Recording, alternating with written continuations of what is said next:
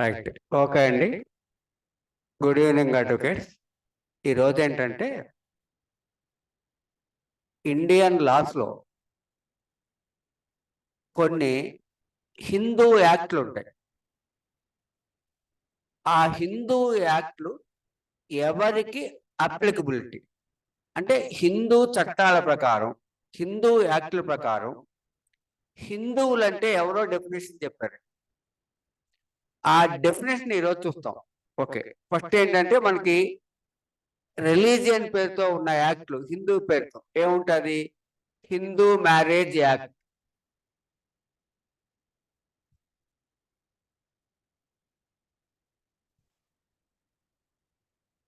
మనకి హిందూ రిలీజియన్ పేరుతో ఉన్న యాక్ట్లు 5 ఉంటాయి. ఒకటి హిందూ మ్యారేజ్ యాక్ట్,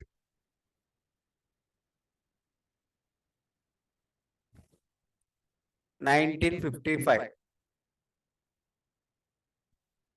అలాగే Hindu succession act,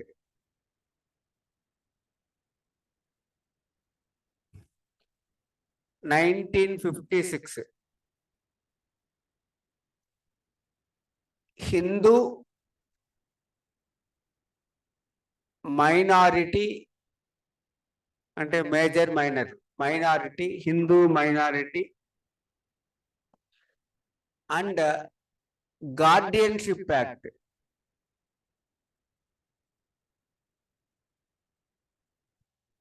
act 1956.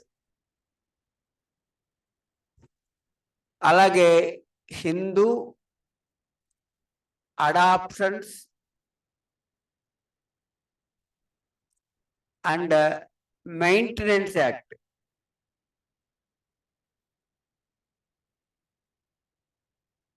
1956. Hindu disposition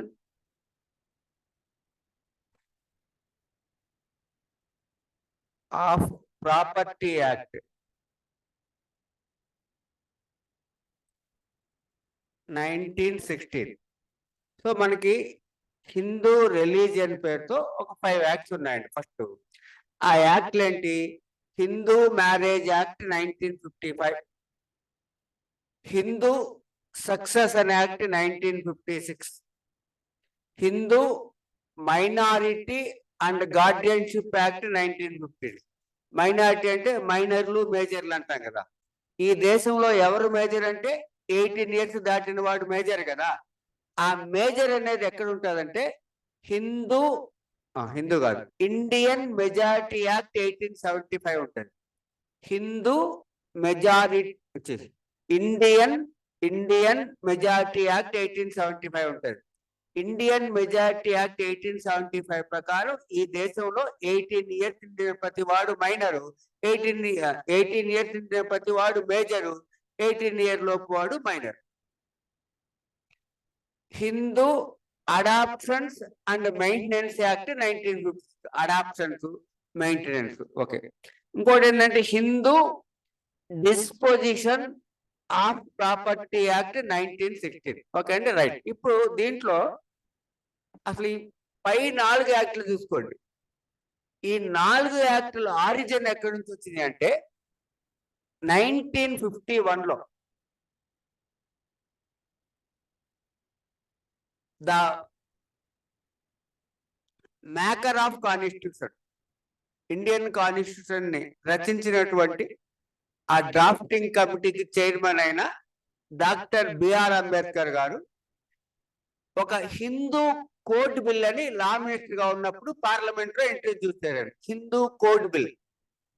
ఆ హిందూ కోడ్ బిల్ లో నుంచి ఇవన్నీ వచ్చినాయి. అది ఫస్ట్ అర్థం అవ్వాలి. So Hindu marriage act origin Hindu code bill 1951, Hindu succession act origin Hindu code bill 1951, Hindu minority and guardianship act 1956 Hindu code bill నుంచి, Hindu adoption and maintenance act 1951 ఆ హిందూ కోడ్ బిల్ నుంచి వచ్చింది. అర్థం అవ్వాలి. అంటే బిఆర్ అంబేద్కర్ గారి కాన్స్టిట్యూషన్ తో పాటు హిందూ కోడ్ కూడా రచించారు. అదే కాదు, ఈ దేశంలో ఎలక్షన్లు ఎలా జరగాలి, పీపుల్స్ రిప్రజెంటేషన్ యాక్ట్ 1951 ఉంటుంది. అది కూడా బిఆర్ అంబేద్కర్ గారు లా మినిస్టర్ గా ఉన్నప్పుడే తయారు చేసి ఇంట్రడ్యూస్ చేస్తారు. Okay, right. ఇప్పుడు మనం ఏమంటే ఈ హిందూ యాక్ట్లు ఉన్నాయి కదా, ఈ హిందూ యాక్ట్లు ఎవరికి అప్లికబుల్, ఈ యాక్టుల ప్రకారం ఈ దేశంలో ఎవరి హిందువులో చూస్తాం. అంటే ఈ యాక్టులు ఎవరికి వర్తిస్తాయి? హిందూ మ్యారేజ్ యాక్ట్ సెక్షన్ 2 లో అప్లికబిలిటీ ఆఫ్ యాక్ట్ ఉంటుంది. హిందూ సక్సెషన్ యాక్ట్ 1956 లో అప్లికబిలిటీ అంటే ఎవరు హిందువులని ఉంటారు. Section 3 of Hindu minority and guardianship act లో అప్లికబిలిటీ ఉంటుంది. మళ్ళీ సెక్షన్ 2 హిందూ అడాప్షన్ యాక్ట్ లో అప్లికబుల్. ఈ యాక్టుల్లో ప్రతి దాంట్లో అప్లికబిలిటీ ఉంటుంది. ఆ అప్లికబిలిటీలో ఎవరి హిందువులో చెప్పారండి. ఎవరి హిందువులో ఈ 4 యాక్టులు ఒక్కటే చెప్పారు. అంటే ఒక యాక్ట్ లో అప్లికబిలిటీలో హిందువులు ఎవరైనా నేర్చుకుంటే ప్రతి దాంట్లో వాళ్ళే హిందువులు. సో ఈ రోజు ఏం చేస్తామంటే ఎవరి హిందువులు ఈ దేశంలో ఉన్న హిందూ రిలీజియన్ పేరు మీద ఉన్న యాక్ట్లు ఎవరికి అప్లికబిలిటీ, ఎవరు ఈ దేశంలో హిందువులు, హిందూ చట్టాల ప్రకారం ఎవరు ఈ దేశంలో హిందువులనే చూస్తున్నాం. ఫస్ట్ రిలీజియన్ దగ్గర హిందూ అని పెట్టుకున్నారండి, డైరెక్ట్ గా హిందువు. ఇప్పుడు మనం చెప్పుకున్న 5 యాక్ట్లు ఈ హిందువులకి అప్లికబిలిటీ లేదు. దాంట్లో కొన్ని వేరియస్ ఫార్మ్స్ ఉంటాయి. లింగాయత్ అని పెట్టుకున్నారు, రిలీజియన్ కి ఎదురుగా లింగాయత్ అని పెట్టుకున్నారు. Also Hindu for Lingayat this act is applicable. లేదు, రిలీజియన్ దగ్గర వీరశైవ అని పెట్టుకున్నారు, హిందువులే. So Hindu and its various forms. హిందువులు ఈ దేశంలో రిలీజియన్ దగ్గర హిందూ అని పెట్టుకున్నాండి, డైరెక్ట్ గా హిందువే కదా. లేదు, రిలీజియన్ కి ఎదురుగా లింగాయత్ అని పెట్టుకున్నారు, వాళ్ళు హిందువులే. రిలీజియన్ కి ఎదురుగా వీరశైవ అని పెట్టుకున్నారు, వాళ్ళు కూడా హిందువులు. లేదు, రిలీజియన్ కి ఎదురుగా ఫాలోయర్స్ ఆఫ్ బ్రహ్మ సమాజం అని పెట్టుకున్నారు. బ్రహ్మ సమాజ్ అంటే ఇంక వీళ్ళు హిందువా వీరశైవ ఉండదు. రిలీజియన్ కి ఎదురుగా బ్రహ్మ సమాజ్ అని పెట్టుకుంటారు.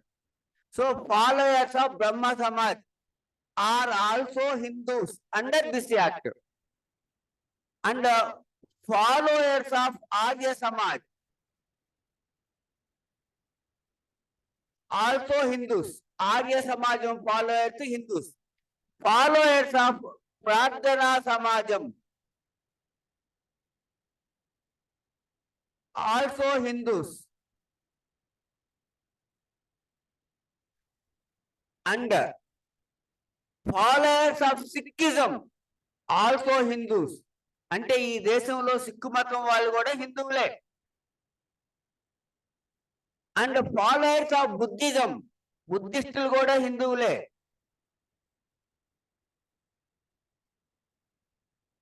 సో సిక్కులు, బుద్ధులు, జైనులు, జైనిజం హిందువులు. సో ఈ యాక్ట్ ప్రకారం, మన హిందూ యాక్టుల ప్రకారం ఈ దేశంలో ఎవరి హిందువులో వాళ్ళకి యాక్ట్ వర్తిస్తుంది. ఎవరు హిందువులు అంటే హిందువులు, లింగాయత్తులు, వీరశైవులు, followers of Brahma Samaj, followers of Arya Samaj, followers of Prarthana Samaj, followers of Sikhism, followers of Buddhism, followers of Jainism. So వీళ్ళందరూ హిందువులు according to Hindu acts. So Hindu acts are applicable to these 9 religions. Okay, ఒక point. And these Hindu acts are not applicable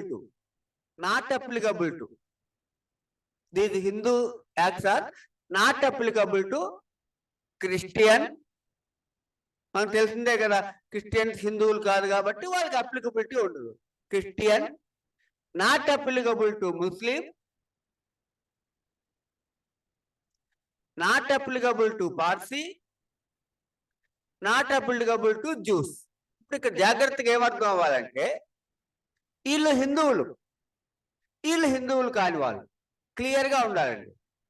ఈ 9 మతాల వాళ్ళు హిందువులు ఈ యాక్ట్ల ప్రకారం, ఈ 4 మతాల వాళ్ళు హిందువులు కాదు, వాళ్ళకి నాట్ అప్లికబుల్. రైట్. అయితే ఇక్కడ ఇంకొక ఎక్స్ట్రా పాయింట్ ఏం చెప్పారంటే దీస్ యాక్ట్స్ మీన్స్ ఆ Hindu acts are applicable to not a Christian, not a Muslim, నాట్య పార్సీ, నాట్య జ్యూస్. అంటే ఈ 4 రిలీజియన్స్ తప్ప ఎవరికైనా అప్లికబుల్. వీళ్ళకి అప్లికబుల్, వీళ్ళకి నాట్ అప్లికబుల్.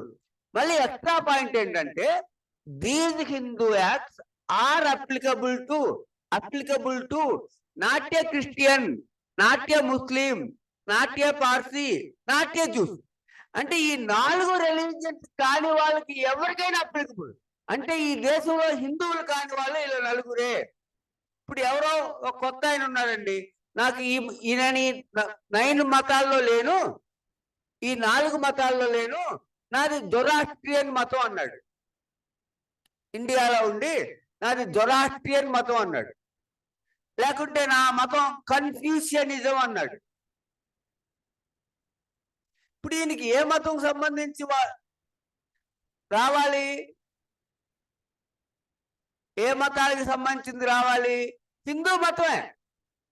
హిందూ యాక్ట్లు ఈ 4 తప్ప ఎవరికైనా వర్తిస్తాయి, ఈ 9 మందికి వర్తిస్తాయి. మళ్ళీ ఏమన్నాడు? Applicable to except these 4 religion. So ఎవరో ఒక ఆయన నేను సెక్యులర్ అన్నాడు, ఈ దేశంలో ఉండి నాకు మతం లేదన్నాడు, నాది జొరాస్ట్రియన్ మతం అన్నాడు, నాది కన్ఫ్యూజన్ మతం అన్నాడు, వీళ్ళు కూడా హిందువులే. అది అర్థం అవ్వాలి. వీళ్ళేమో హిందువులు, వీళ్ళు హిందువులు కాని వాళ్ళు. కానీ ఈ యాక్టులు ఎవరికి అప్లికబుల్? ఈ 4 రిలీజియన్స్ కాని వాళ్ళకి ఎవరికైనా అప్లికబుల్. అంటే ఒకటి సెక్యులర్, నేను సెక్యులర్ నండి, నాకు మతం లేదన్నాడు, ఏ యాక్ట్? హిందూ యాక్ట్. ఒకటి నేను జొరాస్ట్రియన్ మతం అండి అన్నాడు, ఈ 9లో లేడు, ఈ 4లో లేడు, హిందూ యాక్ట్లు వర్తిస్తాయి. సో హిందూ యాక్ట్లు ఇప్పుడు మనం చెప్పుకున్న 5 హిందూ యాక్ట్లు ఎవరికి అప్లికబుల్ అంటే ఎక్సెప్ట్ ముస్లిం, క్రిస్టియన్, పార్సీ, జ్యూస్. సో వీళ్ళు హిందువులు. ఓకే, క్లియర్ గానే. సో హిందూ మతం, లింగాయత్, వీరశైవ, బ్రహ్మ సమాజ్, ఆర్య సమాజ్, ప్రార్థనా సమాజ్, సిక్కిజం, బుద్ధిజం, జైనిజం, ఈ 9 ఏమో హిందూ మతాలు. క్రిస్టియన్, ముస్లిం, పార్సీ, జ్యూస్ ఏమో హిందూ మతాలు కానివి. కానీ ఈ యాక్టులు ఎవరికి వర్తిస్తాయంటే ఈ 4 తప్ప ఎవరికైనా వర్తిస్తాయి.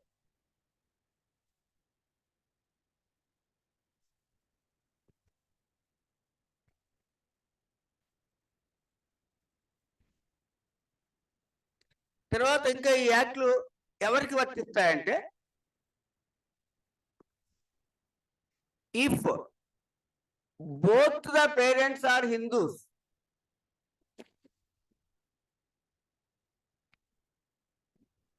both the parents are Hindus, parents ఇద్దరు హిందువులే, whether legitimate or illegitimate. అది అంటే ఏమన్నారు ఇక్కడ? ఇల్లెజిటిమేట్ చిల్డ్రన్ ఉంటారు. ఇప్పుడు హిందువులు సెకండ్ మ్యారేజ్ చేసుకుంటారు, సెకండ్ మ్యారేజ్ వాయిడ్ కదా, స్పౌస్ లివింగ్ అప్పుడు సెకండ్ మ్యారేజ్ చేసుకుంటే according to Hindu marriage act void, అది చెల్లదు. But children born during that void marriage is legitimate for the purpose of these acts. అది అర్థం అవ్వాలి. అంటే అది పెళ్లి చేసుకోని పిల్లల కన్నా పెళ్లి చేసుకోకుండా పిల్లల కన్నా ఆ పేరెంట్స్ ఇద్దరు హిందువులు అయితే ఆ చైల్డ్ హిందువు, ఆ చైల్డ్ కి ఈ హిందూ యాక్ట్స్ అప్లికబుల్ అని చెప్పారు. ఇంకోటి ఏం చెప్పారంటే if one of the parents is Hindu,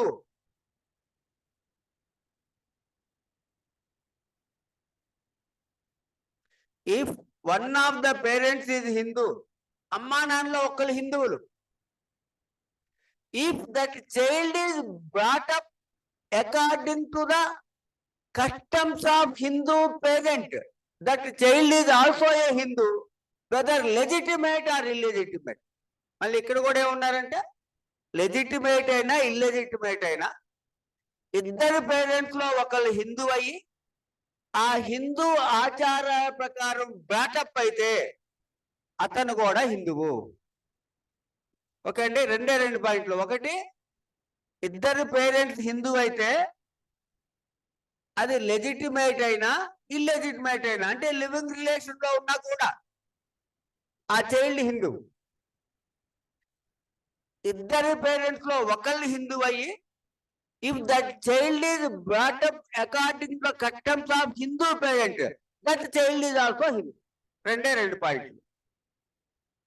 అంటే ఇదంతా హిందూ అంటే డెఫినేషన్ అంతే. ఇంకా these acts are applicable to converts,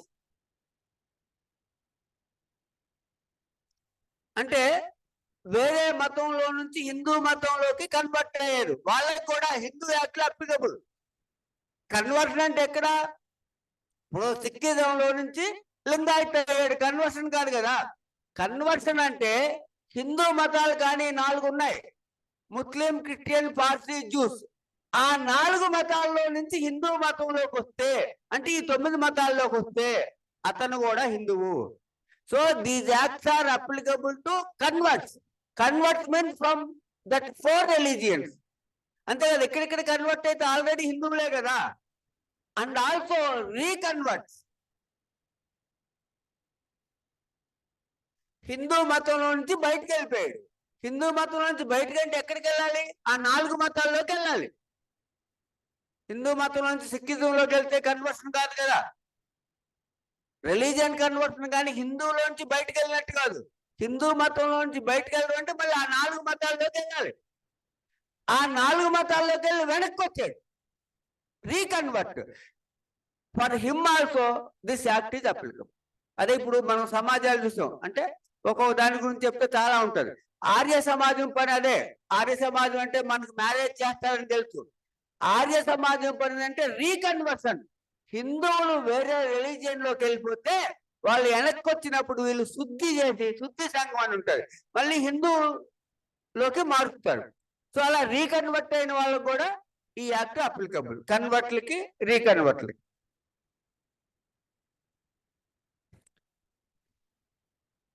అయితే మనం Hindu minority and guardianship act లో మాత్రం ఒకటి ఉంటుంది, వాళ్ళకి ఇది అప్లికబుల్ కాదు. అంటే ఫ్రెంచ్ ఆచారాల ప్రకారం పెరుగుతూ ఉంటారు. ఫ్రెంచ్ ఆచారాల ప్రకారం వాళ్ళని రీకాన్కన్స్ అంటారు. రీకాన్కన్స్ వీళ్ళు ఏంటంటే, ఇప్పుడు పాండిచ్చేరిలో ఉంటారు. పాండిచ్చేరి ఫ్రెంచ్ రూలింగ్ ఉంటారు కదా. పాండిచ్చేరి ఫ్రెంచ్ రూలింగ్ ఉన్నప్పుడు ఇంకా ఫ్రెంచ్ కస్టమ్స్ ప్రకారం, ఫ్రెంచ్ లా ప్రకారం కొంతమంది ఉండేవాళ్ళు, మన ఆంగ్లో ఇండియన్స్ లాగా. వాళ్ళని రీకాన్కెన్స్ అంటారు. వాళ్ళకి ఆ ఒక్క యాక్ట్ అప్లికబుల్ కాదు. ఏ act? Adoptions and maintenance act ఒకటి అప్లికబుల్ కాదు. సరే, అదొక పాయింట్. ఇంకో మెయిన్ పాయింట్ ఏంటంటే, ఇప్పుడు మనం చెప్పుకున్న హిందూ యాక్ట్లన్నీ హిందువులు అంటే ఎవరో చెప్పుకున్నాం, not applicable to scheduled tribes though they are Hindus.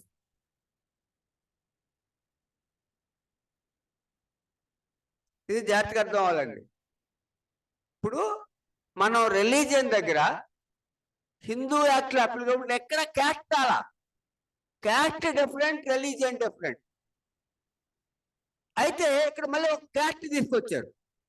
Scheduled tribe వాళ్ళు ఉంటారు, మనకు అర్థమయ్యే భాషలో గిరిజనులు. ఈ షెడ్యూల్డ్ ట్రైబ్ వాళ్ళకి ఈ హిందూ యాక్ట్లు వర్తించవు. అంటే షెడ్యూల్డ్ ట్రైబ్ వాళ్ళు ఏమన్నా డైవర్స్లు, ఆర్సీఆర్లు వేసుకోవాలంటే ఈ హిందూ యాక్ట్ల ప్రకారం వెయ్యడానికి లేదు. So all these Hindu acts are not applicable to scheduled tribes. Scheduled tribes అంటే ఎవరంటే ఈ యాక్ట్ లోనే చెప్పారు. మళ్ళీ ఈ అప్లికబిలిటీలో ఏం చెప్పారంటే, declared as scheduled tribes under Article 366 Clause 25 of Indian Constitution, Article 366, Clause 25 ప్రకారం పార్లమెంటు ఈ దేశంలో ఎవరు షెడ్యూల్ ట్రైబ్స్ నిర్ణయిస్తారండి. వాళ్ళకి ఆ షెడ్యూల్ ట్రైబ్ వాళ్ళకి though they are Hindus, these Hindu acts are not applicable అని చెప్పారు ఇదే సెక్షన్. అంటే ఇప్పుడు మనం ఏం చేస్తున్నాం, section 2 of Indian succession Hindu succession act తీసుకున్నా లేకుంటే హిందూ మ్యారేజ్ యాక్ట్ తీసుకున్నా సేమ్ ఉంటుంది. Okay right. అసలు ఎవరు ఈ షెడ్యూల్ ట్రైబ్ వాళ్ళంటే మనకు అర్థమయ్యే భాషలో గిరిజనులు. సో ఎవరు ఈ దేశంలో షెడ్యూల్ ట్రైబ్స్ ఎవరు నిర్ణయిస్తారు? The parliament is empowered to make the list of scheduled tribes in this country. And more over these scheduled tribes list differ from state to state. ఏం చేస్తారు చూడండి, ఇదిగోండి ఆంధ్రప్రదేశ్ లో ఈ 3 క్యాస్ట్లు షెడ్యూల్డ్ ట్రైబ్స్ పార్లమెంట్ డిసైడ్ చేస్తారు.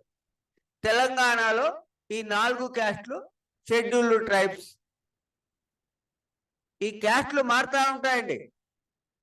ఇప్పుడు మనకు బాగా అర్థమయ్యే భాషలో రెడ్డీస్ ఉంటారు. రెడ్డీస్ ఆంధ్రప్రదేశ్ లో ఓసీలు, తెలంగాణలో ఓసీలు, కర్ణాటక వెళ్తే బీసీలు, ఉత్తరప్రదేశ్ వెళ్తే ఎస్సీలు. ఈ పాయింట్ అర్థం అవ్వాలి. ఓకే అండి. అలాగా ఈ 3 క్యాస్ట్స్ ఆంధ్రప్రదేశ్ లో షెడ్యూల్ ట్రైబ్స్, ఈ 4 క్యాస్ట్స్ ఆంధ్రప్రదేశ్ లో ఎస్టీస్, ఇంకో 5 క్యాస్ట్స్ తమిళనాడులో ఉంటాయి. సో ఏం చేస్తారు, పార్లమెంట్ నిర్ణయిస్తుంది ఏ స్టేట్ లో ఎవరు ట్రైబ్స్. ఆంధ్రప్రదేశ్ లో ఈ 3 క్యాస్ట్లు ట్రైబ్స్ ఎగ్జాంపుల్, తెలంగాణలో ఈ 10 క్యాస్ట్లు ట్రైబ్స్, తమిళనాడులో 20 క్యాస్ట్లు ట్రైబ్స్, లేకపోతే ఉత్తరప్రదేశ్ లో 5 క్యాస్ట్లు ట్రైబ్స్ అని ఎవరు నిర్ణయిస్తారు? Parliament. So the parliament is empowered to make or to enlist the tribes, list of tribes in various states. So according to article 366 clause 25. Okay అండి. కొన్ని క్యాస్ట్లు డిసైడ్ చేశారు, వీళ్ళు ఈ క్యాస్ట్లని, వీళ్ళు ట్రైబ్స్, ఈ స్టేట్ లో వీళ్ళు ట్రైబ్స్, ఈ స్టేట్ లో వీళ్ళు ట్రైబ్స్. ఈ లిస్ట్ ని ప్రెసిడెంట్ ఆఫ్ ఇండియాకి పంపిస్తారు. ప్రెసిడెంట్ ఆఫ్ ఇండియా ఏం చేస్తారంటే ఆర్టికల్ 341 ప్రకారం ఒక కాన్స్టిట్యూషనల్ ఆర్డర్ ని తయారు చేస్తారు. సిఓ అంటారు, కాన్స్టిట్యూషనల్ ఆర్డర్. ఈ కాన్స్టిట్యూషనల్ ఆర్డర్ ద్వారా ఈ ట్రైబ్స్ యొక్క లిస్ట్ ని ఒక షెడ్యూల్ లో పెడతారు. ఈ ట్రైబ్స్ లిస్ట్ షెడ్యూల్ లో ఉంటది కాబట్టి వాళ్ళని షెడ్యూల్ ట్రైబ్స్ అంటారు. ఇప్పుడు మనకి హిందూ సక్సెషన్ యాక్ట్ లో క్లాస్ 1 లీగల్ ఎయిడ్ లిస్ట్ ఎక్కడ ఉంటుంది? సెక్షన్ 8 ఉన్న షెడ్యూల్ లో ఉంటుంది. క్లాస్ 2 లీగల్ ఎయిడ్ లిస్ట్ ఎక్కడ ఉంటుంది? సెక్షన్ 8 ఉన్న షెడ్యూల్ లో ఉంటుంది. సో అట్లా ఈ ట్రైబ్స్ లిస్టు ఒక షెడ్యూల్ లో ఉంటది, అందుకని వాళ్ళని షెడ్యూల్ ట్రైబ్స్ అంటారు. రైట్. ఇప్పుడు ఏం చేసింది? పార్లమెంట్ నిర్ణయించింది, ప్రెసిడెంట్ ఆఫ్ ఇండియాకి పంపించింది. ప్రెసిడెంట్ ఆఫ్ ఇండియా ఒక కాన్స్టిట్యూషనల్ ఆర్డర్ తయారు చేశాడు. అది constitutional order number 22. So constitutional order number 22 1950 year. దాంట్లో లిస్ట్ ఆఫ్ షెడ్యూల్ ట్రైబ్స్ ఉంటాయి. సరే అమెండ్మెంట్లు ఏమైనా జరిగితే జరుగుతాయి. సో షెడ్యూల్డ్ ట్రైబ్స్ ఏ రాష్ట్రంలో ఎవరు ట్రైబ్స్ లిస్టు పార్లమెంట్ నిర్ణయించి ఆర్టికల్ 366 క్లాజ్ 25 ప్రకారం ప్రెసిడెంట్ ఆఫ్ ఇండియాకి పంపిస్తే ప్రెసిడెంట్ ఆఫ్ ఇండియా ఒక కాన్స్టిట్యూషనల్ ఆర్డర్ ఇచ్చారు. అది కాన్స్టిట్యూషనల్ ఆర్డర్ నెంబర్ 22 ఇయర్ 1950. దాంట్లో ఆ ఆర్డర్ లో ఒక షెడ్యూల్ ఉంటుంది. ఆ షెడ్యూల్ లో ఈ లిస్ట్ ఆఫ్ ట్రైబ్స్, అందుకని వీళ్ళని షెడ్యూల్ ట్రైబ్స్ అంటారు. అయితే ఇప్పుడు మనం ఎందుకు చెప్పుకున్నాం అంటే ఈ షెడ్యూల్డ్ ట్రైబ్స్ కి హిందూ యాక్ట్లు ఏవి కూడా వర్తించవు. దో దే ఆర్ హిందూస్, అది ఇక్కడ అర్థం అవ్వాలి. సో హిందువులైనా కూడా హిందువులకి వర్తించని క్యాస్ట్ ఒకటే ఉంది, అది షెడ్యూల్డ్ ట్రైబ్స్.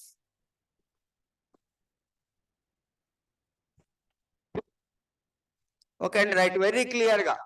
హిందువులు అంటే 9 క్యాస్ట్లు, హిందువులు 9 రిలీజియన్స్ హిందువులు, 4 రిలీజియన్స్ హిందువులు కాదు.